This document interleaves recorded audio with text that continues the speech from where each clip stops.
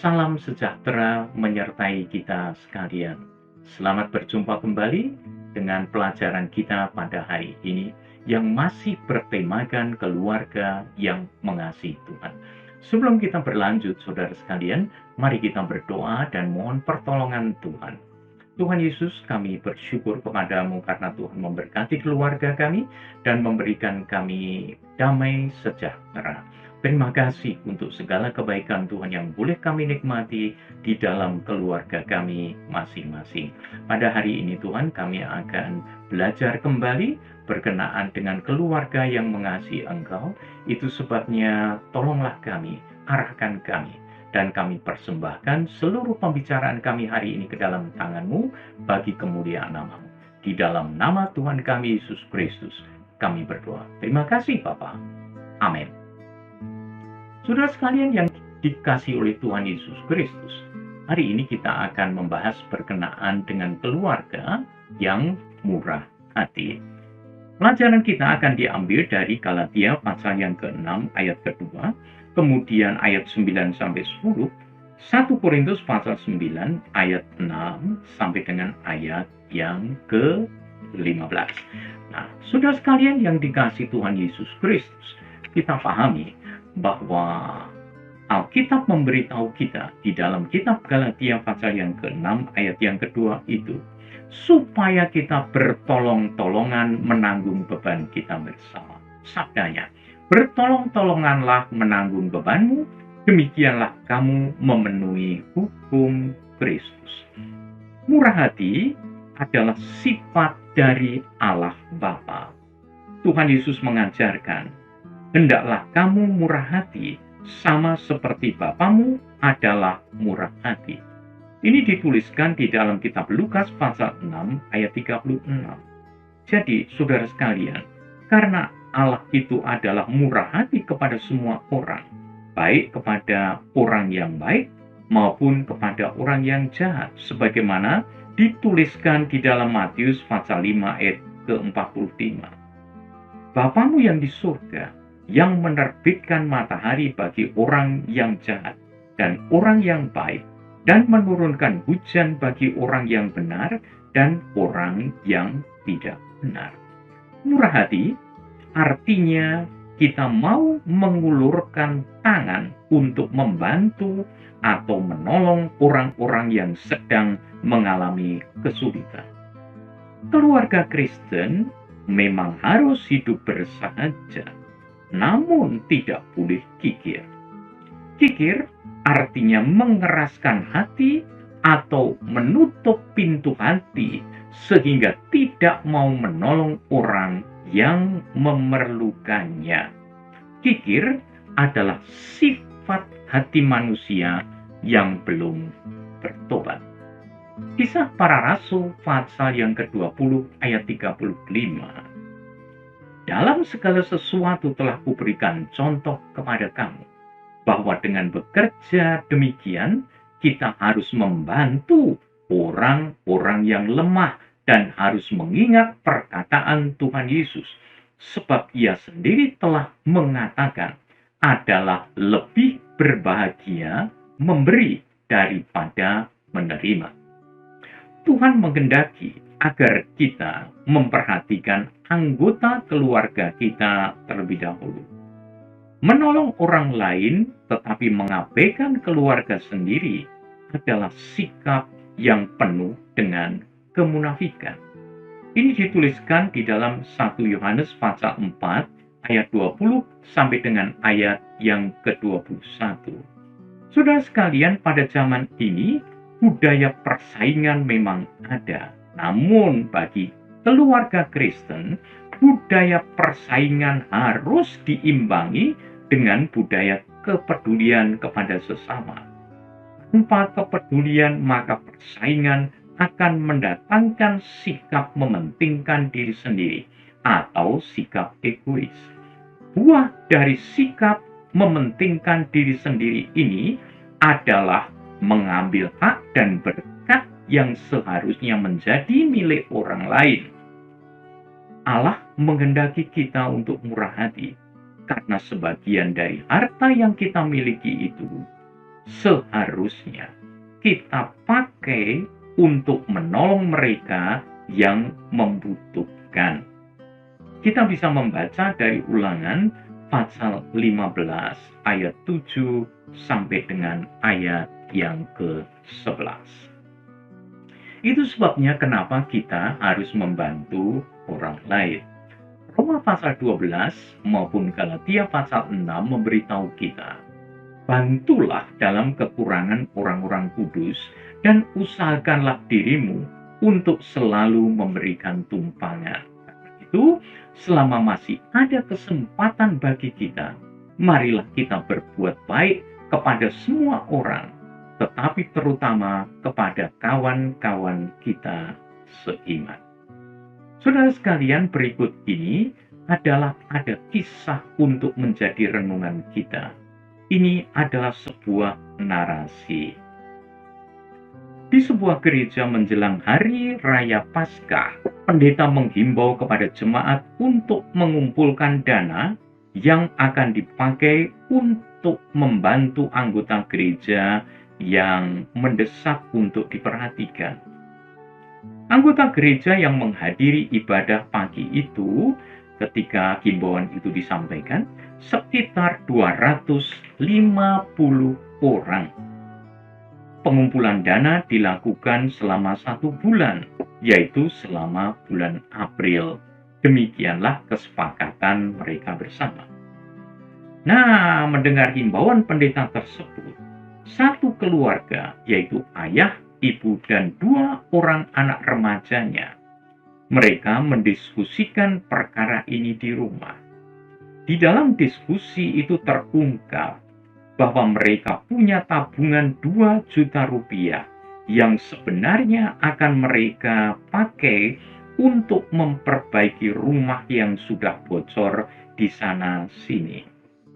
Satu anak memang mengatakan, sebenarnya dia perlu untuk membeli sepatu, sebab sepatu satu-satunya yang dia pakai untuk ibadah di gereja sudah berlubang. Nah, keluarga itu sangat sederhana. Pekerjaan mereka adalah pemulung. Karena menurut pendeta ada anggota gereja yang mendesak untuk dibantu, maka keluarga pemulung ini mengambil keputusan untuk menyerahkan uang tabungan mereka pada akhir bulan April. Juga semua hasil memulung mereka selama bulan April akan diserahkan kepada panitia sosial gereja. Satu keputusan yang sangat mulia.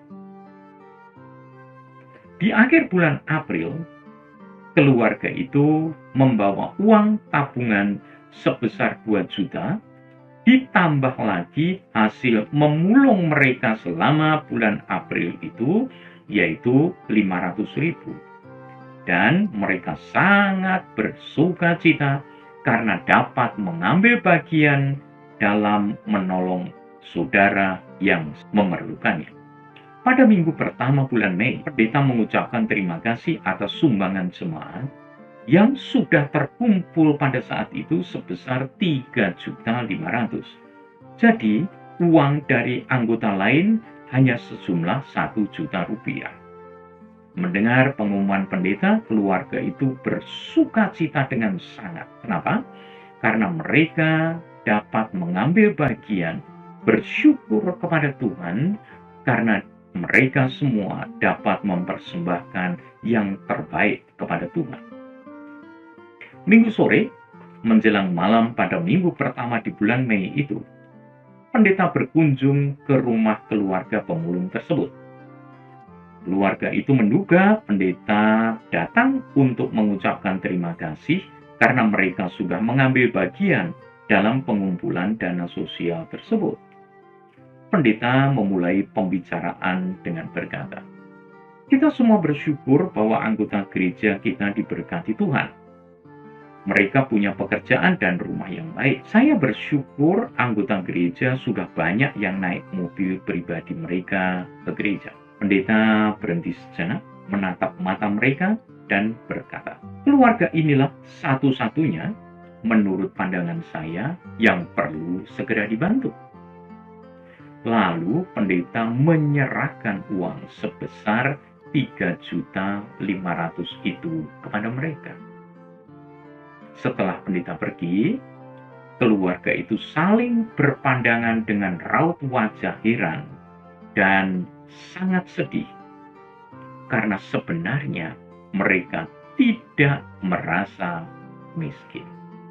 Yang berikutnya, saudara sekalian yang dikasihi Tuhan, ini berkenaan dengan mendukung pekerjaan Tuhan.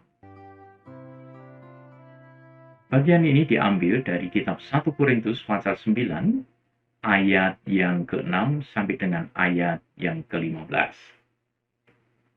Kita sudah sering mendengar bahwa program gereja, misalnya proyek pemberitaan Injil atau pembukaan cabang gereja, membutuhkan 3D, yaitu doa, daya, dan dana. Tuhan berkehendak memakai tiap keluarga untuk melakukan pekerjaannya. Siapakah yang akan berdoa? Siapakah yang akan melakukan penginjilan? Siapakah yang akan membiayai proyek penginjilan tersebut? Saudara sekalian, kita semuanya tahu bahwa orang-orang yang dipanggil Tuhan dan menyerahkan diri menjadi hamba Tuhan sepenuh waktu, seperti pendeta atau gembala sidang, memerlukan perhatian dan dukungan finansial dari jemaat, sehingga mereka dapat menunaikan tugas pelayanan mereka dengan sebaik-baiknya. Ini diambil dari 1 Korintus pasal 9 ayat 13 sampai dengan ayat ke-14. Dari manakah sumber keuangan untuk membiayai pekerjaan Tuhan tersebut? Keluarga Kristen secara aktif dan teratur seharusnya menyisihkan sebagian dari keuangannya sebagai persembahan kepada Tuhan. Baik itu persembahan persepuluhan seperti yang ditulis di dalam Maleakhi pasal 3 ayat 8 sampai 12, maupun persembahan syukur dan sukarela. Orang percaya harus membiayai semua pekerjaan pelayanan yang dipercayakan Tuhan. Kita tahu bahwa memberi persembahan untuk mendukung pelayanan adalah wujud konkret syukur dan rasa cinta kasih kita kepada Tuhan. Nah, supaya hati kita melekat pada Tuhan, maka kita harus menggunakan harta kekayaan kita untuk memuliakan Tuhan. Kita bisa membacanya dari Matius pasal 6 ayat 19 sampai dengan ayat yang ke-21. Jadi kesimpulannya saudara sekalian yang dikasihi Tuhan, berbahagialah orang yang murah hatinya, karena mereka akan beroleh kemurahan. Demikianlah sabda bahagia yang disampaikan Tuhan Yesus di dalam Matius pasal 5 ayat yang ke-7. Harta adalah pemberian Allah. Oleh sebab itu kita patut menggunakannya dengan bijaksana. Tentunya, menolong orang lain merupakan kewajiban kita bersama. Jika kita menabur, kita akan menuai. Itu sebabnya, saudara sekalian, menggunakan harta untuk menolong orang lain dan membiayai pekerjaan Tuhan merupakan tindakan nyata atau bukti konkret memenuhi hukum Kristus. Galatia pasal 6 ayat yang kedua. Saudara sekalian, demikianlah pelajaran kita pada hari ini. Kiranya semuanya ini akan menjadi masukan bagi kita sekalian, supaya kita semuanya memiliki hati yang penuh dengan kemurahan. Nah, Allah Bapa kita telah memberkati kita. Marilah kita pun menjadi berkat bagi saudara-saudara kita yang memerlukannya. Dan juga marilah kita memakai berkat Tuhan itu juga untuk pelayanan-pelayanan yang diembankan Tuhan bagi kita semua. Dengan demikian, kita bisa mendukung pekerjaan pelayanan ini dengan harta yang telah Tuhan anugerahkan juga untuk kita semua. Kiranya berkat Tuhan semakin berlimpah-limpah dan juga kemurahan hati kita semakin meningkat sehingga kehidupan kita penuh dengan kebahagiaan karena kita telah menjadi saluran berkat bagi orang-orang lain yang memerlukan dukungan kita. Tuhan Yesus memberkati kita semua. Mari kita berdoa. Terima kasih Tuhan Yesus untuk berkat-Mu. Kami sekalian dapat menikmati hari ini dan pelajaran ini. Tolonglah kami supaya kami memiliki kemurahan hati yang semakin berlimpah-limpah. Terima kasih Bapa yang Maha Agung untuk kebaikan Tuhan yang telah memberkati kami. Dan tolonglah kami supaya kami pun bisa menjadi berkat bagi orang lain, yaitu menjadi saluran berkat-Mu untuk mereka semua. Terpujilah nama-Mu. Dalam nama Tuhan Yesus Kristus, kami berdoa. Amin. Terima kasih saudara sekalian. Selamat berjumpa pada seri-seri yang akan menyusul. Tuhan memberkati kita semua.